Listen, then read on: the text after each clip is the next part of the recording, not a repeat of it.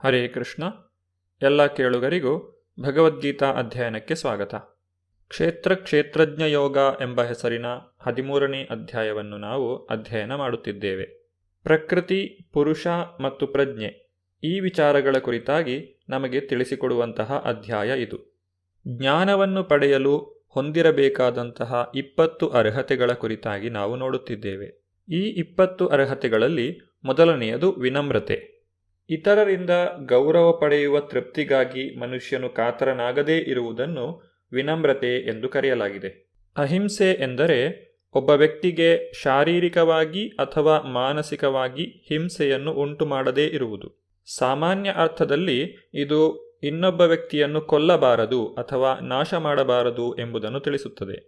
ಯಾವ ವ್ಯಕ್ತಿ ಮನುಷ್ಯ ಜನ್ಮವನ್ನು ಪಡೆದು ಆಧ್ಯಾತ್ಮಿಕ ಪ್ರಗತಿಗೆ ಪ್ರಯತ್ನಿಸುವುದಿಲ್ಲವೋ ಆತನೂ ಕೂಡ ಆ ಜೀವಾತ್ಮನಿಗೆ ಹಿಂಸೆಯನ್ನು ಉಂಟು ಮಾಡುತ್ತಿದ್ದಾನೆ. ಅಂದರೆ ಆಧ್ಯಾತ್ಮಿಕವಾಗಿ ಅಹಿಂಸೆ ಎಂದರೆ ಒಬ್ಬ ವ್ಯಕ್ತಿಗೆ ಆಧ್ಯಾತ್ಮಿಕ ವಿಜ್ಞಾನವನ್ನು ನೀಡಿ ಆತನ ಜೀವನವನ್ನು ಸಾರ್ಥಕಗೊಳಿಸಲು ಸಹಾಯ ಮಾಡುವುದು.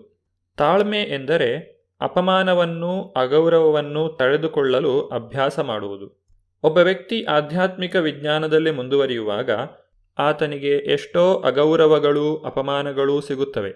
ಈ ಐಹಿಕ ಪ್ರಪಂಚದ ರಚನೆಯೇ ಈ ರೀತಿಯಾಗಿದೆ. 5 ವರ್ಷದ ವಯಸ್ಸಿನ ಹುಡುಗ ಪ್ರಹ್ಲಾದನು ಆಧ್ಯಾತ್ಮಿಕ ಜ್ಞಾನವನ್ನು ಬೆಳೆಸಿಕೊಳ್ಳುವುದರಲ್ಲಿ ತೊಡಗಿದ್ದ. ಆದರೆ ಅವನ ತಂದೆಯೇ ಅವನ ಕಾರ್ಯಕ್ಕೆ ವಿರೋಧವಾಗಿದ್ದರು. ಪ್ರಹ್ಲಾದನನ್ನು ಕೊಲ್ಲಲು ಹಿರಣ್ಯಕಶಿಪುವು ಬಹಳಷ್ಟು ಪ್ರಯತ್ನಿಸಿದನು. ಆದರೆ ಪ್ರಹ್ಲಾದನು ಇದೆಲ್ಲವನ್ನು ತಾಳ್ಮೆಯಿಂದ ಸಹಿಸಿಕೊಂಡ. ಈ ರೀತಿ ನಮ್ಮ ಆಧ್ಯಾತ್ಮಿಕ ಪ್ರಗತಿಯಲ್ಲಿ ಬರುವಂತಹ ಅಡ್ಡಿಗಳನ್ನು ತಾಳ್ಮೆಯಿಂದ ಸಹಿಸಿಕೊಳ್ಳಲು ಕಲಿಯಬೇಕು. ಸಹನೆಯಿಂದಿದ್ದು ದೃಢ ಸಂಕಲ್ಪದಿಂದ ನಮ್ಮ ಪ್ರಗತಿಯನ್ನು ಮುಂದುವರಿಸಬೇಕು. ಸರಳತೆ ಎಂದರೆ ನೇರವಾದ ನಡೆ. ಪ್ರತಿಯೊಬ್ಬ ವ್ಯಕ್ತಿಯು ಒಬ್ಬ ಗುರುವನ್ನು ಸ್ವೀಕರಿಸುವುದು ಅತ್ಯಗತ್ಯ.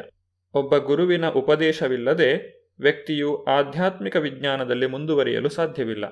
ನಮ್ರತೆಯಿಂದ ಗುರುವಿನ ಬಳಿಗೆ ಹೋಗಬೇಕು ಮತ್ತು ಎಲ್ಲ ರೀತಿಗಳಲ್ಲಿ ಅವನ ಸೇವೆಯನ್ನು ಮಾಡಬೇಕು. ಈ ರೀತಿಯಾಗಿ ಶಿಷ್ಯನು ಗುರುವಿನ ಅನುಗ್ರಹಕ್ಕೆ ಪಾತ್ರನಾಗುತ್ತಾನೆ. ತನ್ನ ಆಧ್ಯಾತ್ಮಿಕ ಜೀವನದಲ್ಲಿ ಬಹಳ ಸುಲಭವಾಗಿ ಪ್ರಗತಿಯನ್ನು ಸಾಧಿಸುತ್ತಾನೆ. ಶಿಷ್ಯನು ಸುಲಭವಾಗಿ ನಿಯಂತ್ರಕ ತತ್ವಗಳನ್ನು ಪಾಲಿಸಲು ಇದರಿಂದ ಸಾಧ್ಯವಾಗುತ್ತದೆ. ಆಧ್ಯಾತ್ಮಿಕ ಜೀವನದಲ್ಲಿ ಪ್ರಗತಿಯನ್ನು ಸಾಧಿಸಲು ಶುಚಿತ್ವವು ಅತ್ಯಗತ್ಯ. ಶುಚಿತ್ವದಲ್ಲಿ 2 ಬಗೆಗಳು, ಬಹಿರಂಗ ಮತ್ತು ಅಂತರಂಗ. ಬಹಿರಂಗ ಶುಚಿತ್ವ ಎಂದರೆ ಸ್ನಾನ ಮಾಡುವುದು. ಅಂತರಂಗ ಶುಚಿತ್ವಕ್ಕೆ ಮನುಷ್ಯನು ಸದಾ ಶ್ರೀಕೃಷ್ಣನನ್ನು ಕುರಿತು ಚಿಂತಿಸಬೇಕು. ಹರೇ ಕೃಷ್ಣ ಕೃಷ್ಣ ಕೃಷ್ಣ ಹರೇ ಹರೇ, ಹರೇ ರಾಮ ರಾಮ ರಾಮ ಹರೇ ಹರೇ ಎಂದು ಸಂಕೀರ್ತನೆ ಮಾಡಬೇಕು. ಇದು ಸಂಚಿತವಾದ ಹಿಂದಿನ ಕರ್ಮವನ್ನು ಮನಸ್ಸಿನಿಂದ ತೊಡೆದು ಹಾಕಿ ಸ್ವಚ್ಛಗೊಳಿಸುತ್ತದೆ. ಸ್ಥೈರ್ಯ ಎಂದರೆ ದೃಢವಾದ ಮನಸ್ಸು. ಮನಸ್ಸು ದೃಢವಾಗಿಲ್ಲದಿದ್ದರೆ ವ್ಯಕ್ತಿಯು ಜೀವನದಲ್ಲಿ ಪ್ರಗತಿಯನ್ನು ಸಾಧಿಸಲು ಸಾಧ್ಯವಿಲ್ಲ. ಆತ್ಮ ಸಂಯಮ ಎಂದರೆ ಆಧ್ಯಾತ್ಮಿಕ ಪ್ರಗತಿಗೆ ಅಡ್ಡಿಯಾಗುವಂತಹ ಏನನ್ನೂ ಒಪ್ಪಿಕೊಳ್ಳದೇ ಇರುವುದು. ಆಧ್ಯಾತ್ಮಿಕ ಪ್ರಗತಿಗೆ ವಿರುದ್ಧವಾದ ಎಲ್ಲವನ್ನೂ ತಿರಸ್ಕರಿಸಬೇಕು. ಇದನ್ನೇ ಸನ್ಯಾಸ ಎಂದು ಕರೆಯುತ್ತಾರೆ. ನಮ್ಮ ಇಂದ್ರಿಯಗಳು ಎಷ್ಟೊಂದು ಬಲಶಾಲಿಯಾಗುತ್ತವೆಂದರೆ ಅದು ಯಾವಾಗಲೂ ಇಂದ್ರಿಯ ತೃಪ್ತಿಗಾಗಿ ಕಾತರವಾಗಿರುತ್ತದೆ. ಈ ಇಂದ್ರಿಯ ಬಯಕೆಗಳನ್ನು ಅನಗತ್ಯವಾಗಿ ತೃಪ್ತಿಪಡಿಸಬಾರದು. ಶರೀರವನ್ನು ಸುಸ್ಥಿತಿಯಲ್ಲಿ ಇಡಲು ಎಷ್ಟು ಬೇಕೋ ಅಷ್ಟು ಮಾತ್ರ ಇಂದ್ರಿಯಗಳಿಗೆ ನಾವು ವಿಷಯಗಳನ್ನು ನೀಡಬೇಕು. ನಮ್ಮ ಎಲ್ಲ ಇಂದ್ರಿಯಗಳಲ್ಲಿ ಅತ್ಯಂತ ಬಲಶಾಲಿಯಾದದ್ದು ನಾಲಿಗೆ. ಯಾವ ವ್ಯಕ್ತಿ ನಾಲಿಗೆಯನ್ನು ನಿಯಂತ್ರಿಸುತ್ತಾನೋ ಆತನು ಎಲ್ಲ ಇಂದ್ರಿಯಗಳನ್ನು ನಿಯಂತ್ರಿಸಲು ಸಾಧ್ಯ. ಈ ನಾಲಿಗೆಗೆ 2 ರೀತಿಯಾದಂತಹ ಕೆಲಸಗಳಿವೆ, ರುಚಿ ನೋಡುವುದು ಮತ್ತು ಮಾತನಾಡುವುದು. ನಾಲಿಗೆಯನ್ನು ನಿಯಂತ್ರಣ ಮಾಡಲು ನಾವು ಸದಾಕಾಲ ಭಗವಂತನಿಗೆ ಅರ್ಪಿಸಿದ ಪ್ರಸಾದವನ್ನು ಮಾತ್ರ ಸ್ವೀಕಾರ ಮಾಡಬೇಕು. ಭಗವಂತನ ಸಂಕೀರ್ತನೆಯಲ್ಲಿ ತೊಡಗಬೇಕು. ಕಣ್ಣುಗಳನ್ನು ಭಗವಂತನ ಸುಂದರ ರೂಪವನ್ನು ನೋಡುವುದರಲ್ಲಿ ತೊಡಗಿಸಬೇಕು. ಕಿವಿಗಳು ಕೃಷ್ಣನ ಕುರಿತಾಗಿ ಕೇಳುವುದರಲ್ಲಿ ನಿರತವಾಗಬೇಕು. ಮೂಗು ಭಗವಂತನಿಗೆ ಅರ್ಪಿಸಿದಂತಹ ಹೂವುಗಳನ್ನು ಆಘ್ರಾಣಿಸುವುದರಲ್ಲಿ ನಿರತವಾಗಬೇಕು. ಇದನ್ನೇ ಭಕ್ತಿ ಸೇವಾ ಪ್ರಕ್ರಿಯೆ ಎಂದು ಕರೆಯುತ್ತಾರೆ. ಮಿಥ್ಯಾಹಂಕಾರ ಎಂದರೆ ದೇಹವೇ ತಾನು ಎಂದು ತಿಳಿದುಕೊಳ್ಳುವುದು. ಇಲ್ಲಿ ಅಹಂಕಾರವನ್ನು ಖಂಡಿಸಿಲ್ಲ. ವ್ಯಕ್ತಿಯು ತಾನು ಈ ದೇಹವಲ್ಲ, ತಾನು ಜೀವಾತ್ಮ, ಭಗವಂತನ ನಿತ್ಯ ಸೇವಕ. ಇದು ನಮ್ಮ ನಿಜವಾದಂತಹ ಸ್ವರೂಪ. ಇದು ನಮ್ಮ ನಿಜವಾದ ಅಹಂಭಾವ ಅಥವಾ ಅಹಂಕಾರ. ಬೃಹದಾರಣ್ಯಕ ಉಪನಿಷತ್ತಿನಲ್ಲಿ ಅಹಂ ಬ್ರಹ್ಮಾಸ್ಮಿ ಎಂದು ಹೇಳಿದ್ದಾರೆ. ಜೀವಾತ್ಮನು ಸದಾಕಾಲ ಇರುತ್ತಾನೆ. ಅವನು ಯಾವತ್ತೂ ನಾಶವಾಗುವುದಿಲ್ಲ. ಶರೀರವು ನಾಶವಾಗುವಂತಹದು. ನಾಶವಾಗುವಂತಹ ಶರೀರವನ್ನು ಅದು ಶಾಶ್ವತವಾದುದು ಎಂದು ನಾವು ತಿಳಿದರೆ ಅದು ಮಿಥ್ಯಾಹಂಕಾರವಾಗುತ್ತದೆ. ಆತ್ಮದ ಅರಿವನ್ನು ವಾಸ್ತವತೆಗೆ ಅನ್ವಯಿಸಿದಾಗ ಅದು ನಿಜವಾದ ಅಹಂ ಎಂದು ಅನಿಸಿಕೊಳ್ಳುತ್ತದೆ. ವ್ಯಕ್ತಿಯು ಜನನ, ಮರಣ, ಮುಪ್ಪು ಮತ್ತು ರೋಗಗಳಿಂದ ಆಗುವಂತಹ ಯಾತನೆಯನ್ನು ಅರ್ಥ ಮಾಡಿಕೊಳ್ಳಬೇಕು. ತಾಯಿಯ ಗರ್ಭದಲ್ಲಿರುವಂತಹ ಮಗುವು ಎಷ್ಟೊಂದು ಯಾತನೆಯನ್ನು ಪಡುತ್ತದೆ ಎಂಬುದನ್ನು ಶ್ರೀಮದ್ ಭಾಗವತದಲ್ಲಿ ವರ್ಣಿಸಿದೆ. ಜನ್ಮ ಎಂಬುದು ಕ್ಲೇಶಕರವಾದುದು. ಅದೇ ರೀತಿ ಸಾವು ಎಂಬುದು ಯಾತನಾಮಯ.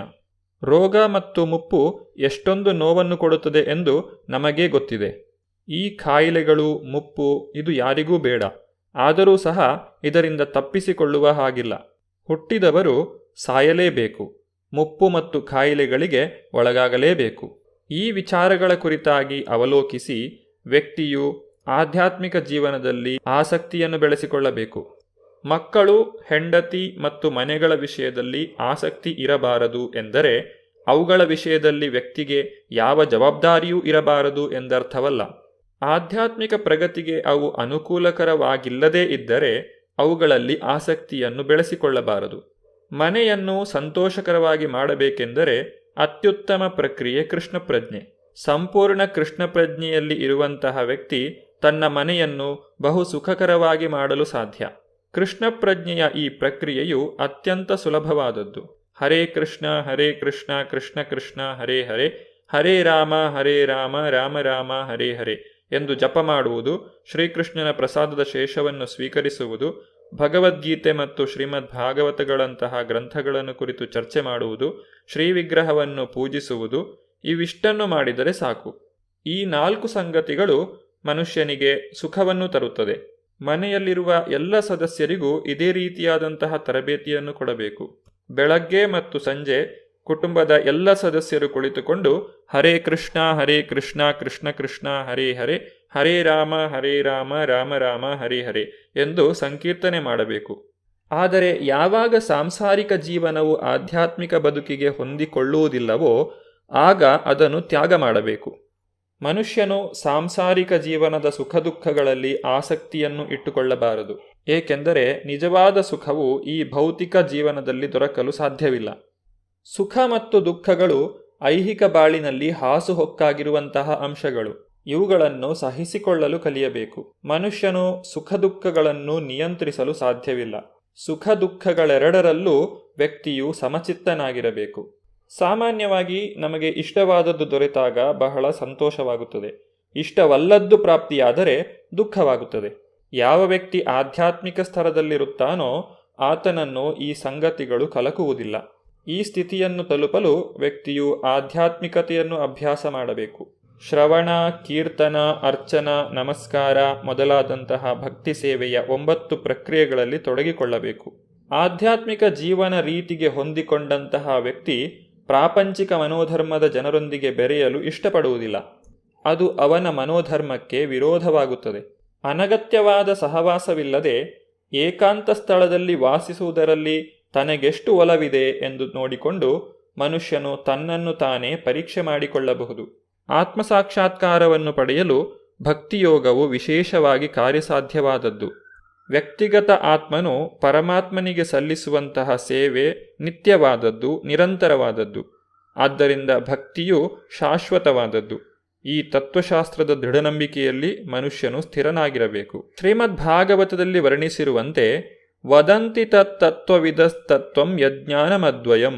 ಪರಿಪೂರ್ಣ ಸತ್ಯವನ್ನು ವಾಸ್ತವವಾಗಿ ಬಲ್ಲವರು ಆತ್ಮಸಾಕ್ಷಾತ್ಕಾರವು ಬ್ರಹ್ಮನ್, ಪರಮಾತ್ಮ ಮತ್ತು ಭಗವಾನ್ ಈ 3 ಬೇರೆ ಬೇರೆ ಹಂತಗಳಲ್ಲಿ ಆಗುತ್ತದೆ ಎನ್ನುವುದನ್ನು ಬಲ್ಲರು. ಮನುಷ್ಯನು ದೇವೋತ್ತಮ ಪರಮಪುರುಷನನ್ನು ಅರ್ಥ ಮಾಡಿಕೊಳ್ಳುವ ಆ ನೆಲೆಯನ್ನು ಏರಬೇಕು ಮತ್ತು ಆತನ ಭಕ್ತಿ ಸೇವೆಯಲ್ಲಿ ನಿರತನಾಗಬೇಕು. ಜ್ಞಾನದ ಪರಿಪೂರ್ಣತೆ ಇದೆ.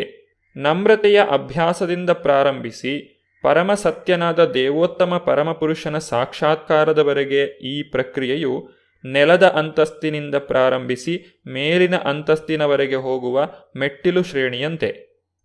ಈ ಮೆಟ್ಟಿಲುಗಳ ಶ್ರೇಣಿಯಲ್ಲಿ ಮೊದಲನೆಯ, 2ನೆಯ ಅಥವಾ 3ನೆಯ ಅಂತಸ್ತನ್ನು ತಲುಪಿದವರಿದ್ದಾರೆ. ಆದರೆ ಅತ್ಯಂತ ಮೇಲಿನ ಅಂತಸ್ತನ್ನು ಮನುಷ್ಯ ಮುಟ್ಟದೇ ಇದ್ದರೆ ಆತನು ಕೆಳಹಂತದಲ್ಲಿಯೇ ಉಳಿಯುತ್ತಾನೆ. ಕೃಷ್ಣನ ಅರಿವೇ ಈ ಅತ್ಯಂತ ಮೇಲಿನ ಅಂತಸ್ತು. ನಮ್ರತೆ ಇಲ್ಲದೆ ಭಗವಂತನ ಅರಿವನ್ನು ಪಡೆಯುವುದು ಸಾಧ್ಯವಿಲ್ಲ. ತಾನೇ ದೇವರು ಎಂದು ಬೀಗುವುದು ಅಹಂಕಾರದ ಪರಮಾವಧಿ. ಐಹಿಕ ಪ್ರಕೃತಿಯ ಕಟ್ಟುನಿಟ್ಟಾದ ನಿಯಮಗಳು ಜೀವಿಯನ್ನು ಸದಾ ಒದೆಯುತ್ತಿದ್ದರೂ ಆತನು ಅಜ್ಞಾನದಿಂದ ತಾನೇ ದೇವರು ಎಂದು ಯೋಚಿಸುತ್ತಾನೆ. ಜ್ಞಾನವನ್ನು ಪಡೆಯಲು ಇರಬೇಕಾದ 20 ಅರ್ಹತೆಗಳನ್ನು ತಿಳಿಸಿದ ನಂತರ ಭಗವಂತನು ಜ್ಞಾನದ ಗುರಿಯ ಕುರಿತಾಗಿ ತಿಳಿಸುತ್ತಿದ್ದಾನೆ. ಇದನ್ನು ಜ್ಞೇಯ ಎಂದು ಕರೆಯುತ್ತಾರೆ. ಇದರ ಕುರಿತಾಗಿ ನಾವು ಮುಂದಿನ ಸಂಚಿಕೆಯಲ್ಲಿ ನೋಡೋಣ. ಧನ್ಯವಾದಗಳು. ಹರೇ ಕೃಷ್ಣ.